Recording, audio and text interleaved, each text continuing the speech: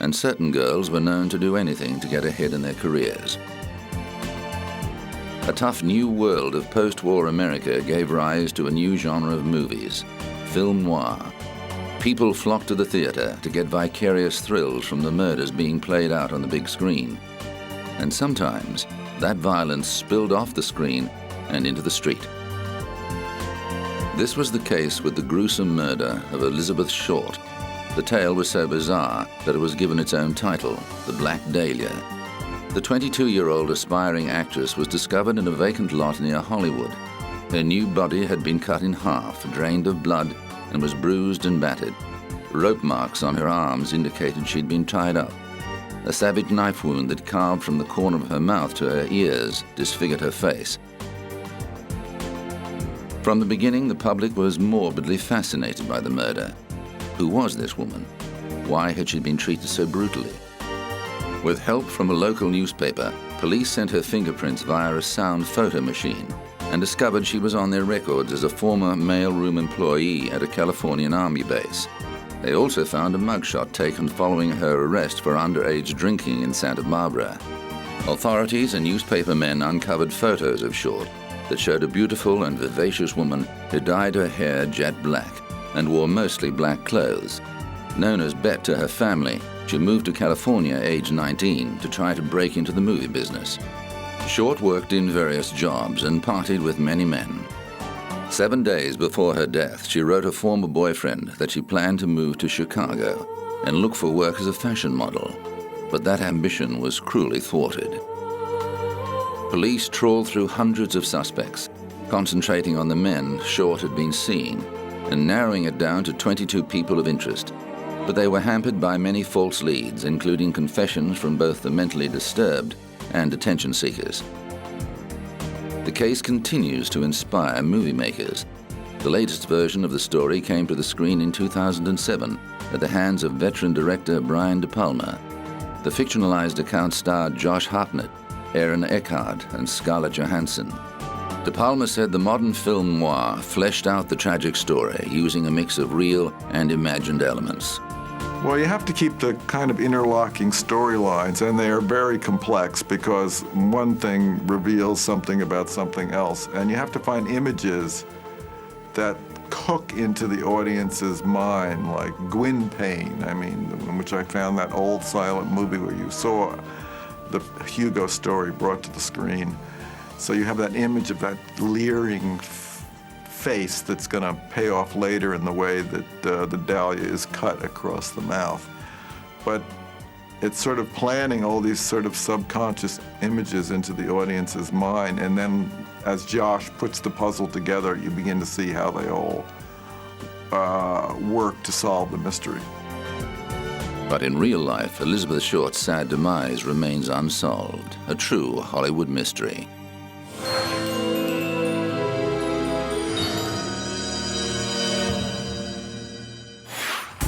On April the 19th, 1995, former U.S. Army soldier and decorated veteran of the First Gulf War, Timothy McVeigh, demonstrated his hatred of government authority by detonating a 5,000-pound truck bomb outside the Alfred P. Murrah Federal Building in Oklahoma City. The blast destroyed the front of the 9-story building, killing 168 people, including many children who were in a child care center just above the bomb site. More than 800 people were injured. As a massive rescue operation swung into action, police began the investigation, which became the biggest in American history.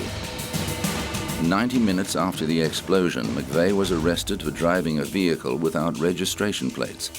Just before his release, 48 hours later, authorities connected him with the bombing after discovering that the truck that carried the bomb had been rented under one of McVeigh's aliases.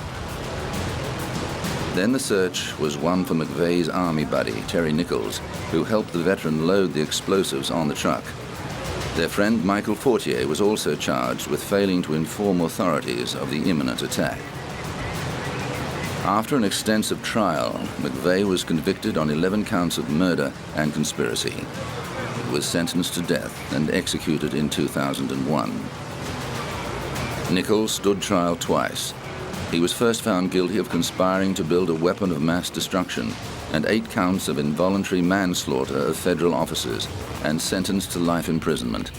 Then in 2004, he was found guilty of 161 counts of first-degree murder and sentenced to 161 consecutive life terms without the possibility of parole.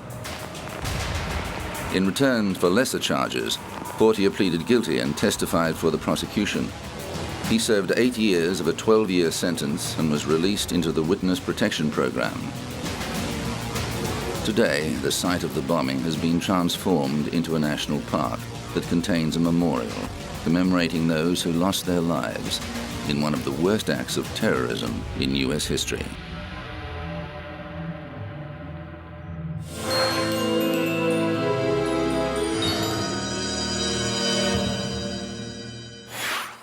Legendary French statesman Charles de Gaulle was renowned for his wartime heroics and strong leadership as president of France in a time of great turmoil and change. But as the 1960s wore on, his heavy-handed style did not sit comfortably with thousands of radicalized students and intellectuals who were chafing at the restrictions and prejudices of the previous generation.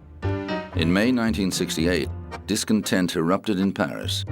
By the time it was over, France had been transformed. The problems first surfaced in March of that year, when a group of students, poets, and musicians occupied an administration building at Nanterre University to protest against class discrimination and university bureaucracy. They surrendered without incident, but unrest continued to build until it spilled into the streets 2 months later. After a rowdy protest, police fired tear gas into a crowd of students at the Sorbonne University and were forced to arrest hundreds of people as students flocked to the site in solidarity. Schools and universities across the nation were shut down and put under police guard.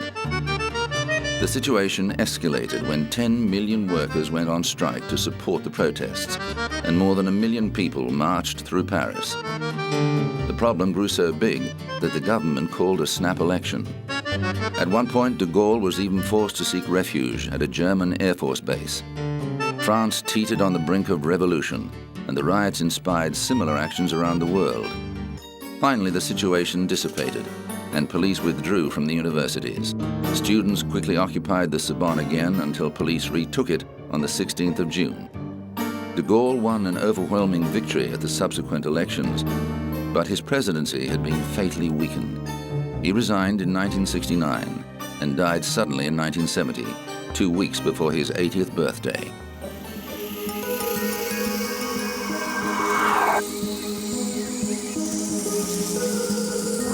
Coming up, the hijack that ended at Dawson's Field.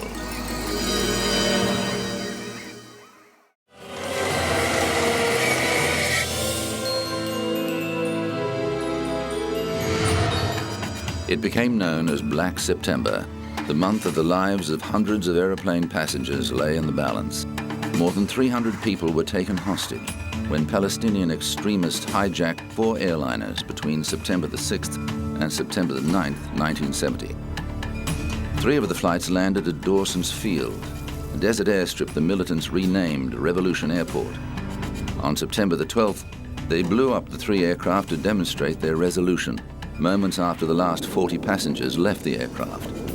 The dramatic footage of massive jet fuel explosions and billowing smoke mesmerized the world television audience and put greater pressure on the affected governments. The People's Front for the Liberation of Palestine, a segment of the Palestine Liberation Organization, said it had taken the drastic step because it believed military action was about to be launched to retake the plains. The guerrillas were constantly battling Jordanian forces in the streets of Amman, with the hotel housing most of the hostages taking heavy fire. Although the terrorists had successfully captured 2 flights, with the third brought in later by an unaffiliated sympathizer, 2 hijackings did not go as planned. The taking of LL Flight 219 was foiled when pilot Uri Bar-Lev put the Boeing 707 into steep nosedive and threw the 2 terrorists off balance. The flight landed safely at Heathrow, where Layla Khaled was taken into custody. The other would-be hijacker, Patrick Arguello, died from injuries received during the struggle. A 4th flight refueled in Beirut, where another 9 militants boarded the plane and diverted to Cairo after its pilots successfully convinced the hijackers that the 747 was too big to land in the desert. It was wired with explosives and blown up a few moments after the passengers disembarked. The PFLP's demands included the release of Layla Khaled and Palestinian prisoners in Germany, Switzerland, and Israel within 72 hours. At a press conference in Amman, the Marxist-Leninist group transfixed the world as it outlined its manifesto. To make it clear to the whole world that PFLP is not a bloodthirsty organization, we have released all women and children and sick gradually since the first day. PFLP had also transferred the rest, that is the 40 passengers, who are classified as suspects under interrogation or hostages by the revolution, have transferred them into a more cozy place. Nevertheless, these people are now living in much better conditions than that on the airfield or in our refugee camps, and they will be kept there until our prisoners are released. PFLP had destroyed completely today the 3 planes, practicing one of its strategical lines to hit the imperialist and Zionist interests all over the world, and in reaction to the stand of the imperialist and Zionist powers. Behind the scenes, there was tension between allies Britain and the United States after British Prime Minister Edward Heath decided to secretly negotiate with the terrorists. US President Richard Nixon, on the other hand, favored direct military action. He instructed his Secretary of Defense, Melvin Laird, to arrange for PFLP positions to be bombed in retaliation for the hijackings. However, Laird told his president inclement weather made this impossible. He later admitted that this was an excuse to avoid carrying out the order, as he thought it would damage American interests given the country was already fighting a debilitating war in Vietnam. Nixon also announced that armed air marshals would travel on US commercial flights and that security would be stepped up at US airports. Calling hijacking piracy of the skies, he called on the international community to suspend airline services with countries that refused to punish or extradite hijackers. The British government quickly assessed that a military solution was impractical and concentrated on resolving the standoff through diplomacy. It successfully negotiated an extension of the 72-hour deadline, and 6 days later, after an assurance that Khaled would be freed, most of the women and children were released. Jordan's leader King Hussein ended his policy of tolerating Palestinian militant activities in his country and launched an all-out war on the Palestinian Liberation Organization. The situation reached crisis point when Syrian tanks crossed the border. Hussein took the unprecedented step of secretly requesting that Israel launch a counterstrike, an appeal it denied. Within a year, the PLO had been driven from Jordan and set up headquarters in Lebanon, an act that was to have bloody consequences for that country. But the PFLP judged the hijackings a success. Spokesman Bassam Abu Sharif recalled the confusion among some of the American passengers who had no sense of the geography or history of the Middle East. One man thought they'd landed in Africa. No, Abu Sharif told him, you are in Jordan, and we are Palestinian guerrillas. The man had never heard of Palestine. By the time the situation was resolved, many more Americans knew about the Palestinians' grievances. The events of Black September were the prelude to a more violent chapter in the struggle for the Palestinian cause. The 1970s saw several more hijacks and some deadly actions, including the massacre of Israeli athletes at the 1972 Munich Olympics and the murder of 27 people in the lobby of Israel's Lod airport. Layla Khaled now lives in Jordan with her husband and sons and has renounced her support of hijacking as a valid means of protest. However, she says she stands by her actions in 1970 and believes the hijackings brought the Palestinian cause to world attention and demonstrated that governments could be held to ransom when the lives of their citizens were under threat.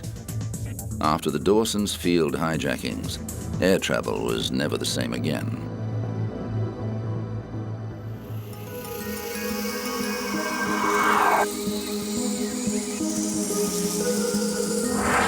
Coming up, Naomi Campbell's costly temper tantrum.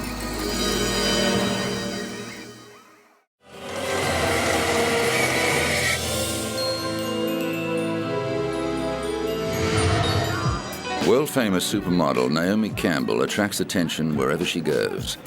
Since starting on the catwalk at the tender age of 15, Campbell has built a lucrative career in the beauty industry. She's appeared on the cover of Vogue, posed nude for Playboy, and starred in a string of music videos. Her ghost-written novel Swan was a bestseller, and she's worked on many charity projects for the people of sub-Saharan Africa. Campbell counts former South African leader Nelson Mandela as one of her friends. But as well as her exotic beauty, the model is also renowned for her fiery temper, a trait that has got into hot water on more than one occasion. In 2000, Campbell pleaded guilty to assaulting her assistant Georgina Galanis with a phone. The Toronto court cleared her record in exchange for her expression of remorse. Just 6 years later, Campbell was back in court, this time accused of attacking her housekeeper, Anna Scavolino, with a jewel-encrusted mobile phone after becoming enraged over a missing pair of jeans. The housekeeper was treated for a head injury following the incident. Campbell did not appear at the initial hearing, and a bench warrant was issued for her arrest. But after her lawyer explained why she couldn't attend, Manhattan Criminal Court Judge Evelyn Laporte took back the warrant. The case was adjourned to November the 15th, 2006. The defense and prosecution were unsuccessful in cutting a deal, so the supermodel was forced to front court on the agreed date, clad demurely in a stylish, figure-hugging black dress. Her lawyer said Campbell hoped to reach an agreement that would only require community service. The model faced up to 7 years in prison and deportation back to Britain if convicted on an assault charge. The defense attorney also said he didn't want Campbell in a situation like 80s musical icon Boy George, who was followed by reporters when he did community service for the sanitation department after pleading guilty to falsely reporting a burglary.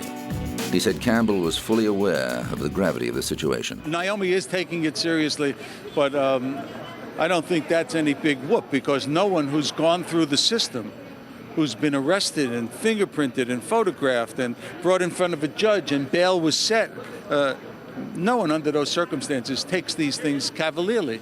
It's a very, very serious situation. Campbell was also hit with a lawsuit from another former employee who said the British model viciously assaulted her while calling her a dumb Romanian. The lawsuit by Gabby Gibson called Campbell a violent super bigot. Gibson said the model hit her, called her names, and threatened to charge her with theft after being unable to find a pair of jeans designed by Stella McCartney. The maid worked for Campbell from November 2005 to January 2006.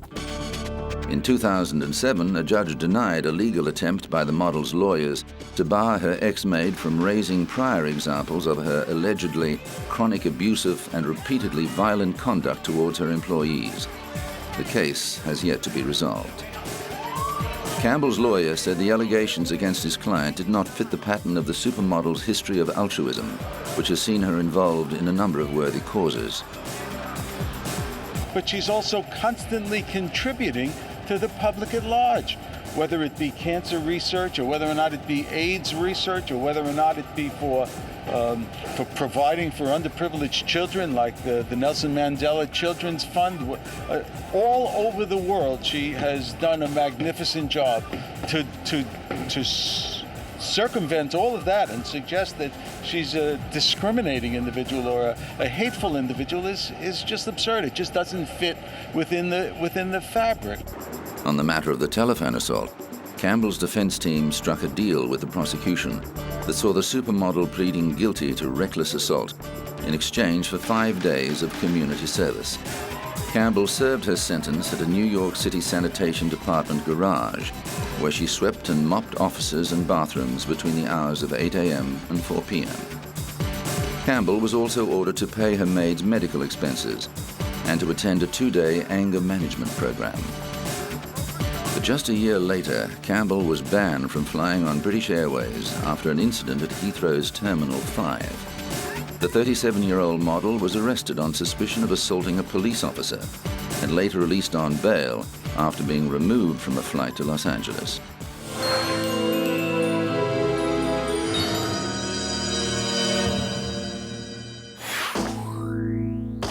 Britain's police traditionally patrol without firearms, but Liverpool's gangland wars of the mid-90s were so violent that Mersey police took the unusual step of taking to the streets fully armed. Officers needed protection against the hardened gangs that were fighting over control of the city's nightclubs and drug distribution. The explosive dispute led to the shooting death of David Ungi, the head of a powerful local family, in May 1995. A further 9 shootings rocked Liverpool as the gangs retaliated against each other. What concerns me is the lowering of the threshold of what used to be unacceptable behaviour, where people are now willing to use firearms, whereas perhaps in the past they would have used fists or knives.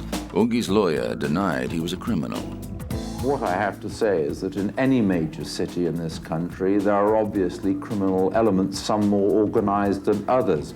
But I'm not aware, as a solicitor who's been practicing here for 20 years, of any organized mafia in this city. Certainly in my conversations with senior police officers, there's been no suggestion that my clients are part of a criminal mafia.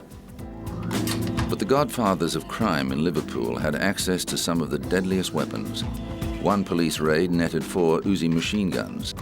Carrying weapons has suddenly become a fashion accessory to those people of that kind of mind who feel that they must carry weapons and flaunt them and every now and then fire them off. Doctors at the city hospital were appalled with the wounds they had to deal with.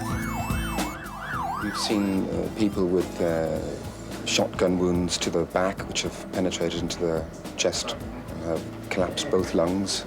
We've seen shotgun pellets and wounds spread all around the limbs. We've seen limbs almost taken off with shotgun sprays. We've obviously seen chest injuries of all sorts. Some of them requiring the chests to actually be opened, but many of them just requiring to be taken to the operating theatre very, very quickly. But it was the emotional wounds inflicted on the locals that concerned community leaders. The great majority of people in Toxteth are not lawbreakers, they are not violent people, they are not involved in criminal gangs or anything like that. And their lives are being disrupted by what they see going on around them. And the fear is one part of the community would be turned against another. There's no reason why it should, but when people are feeling insecure, then all sorts of things can result.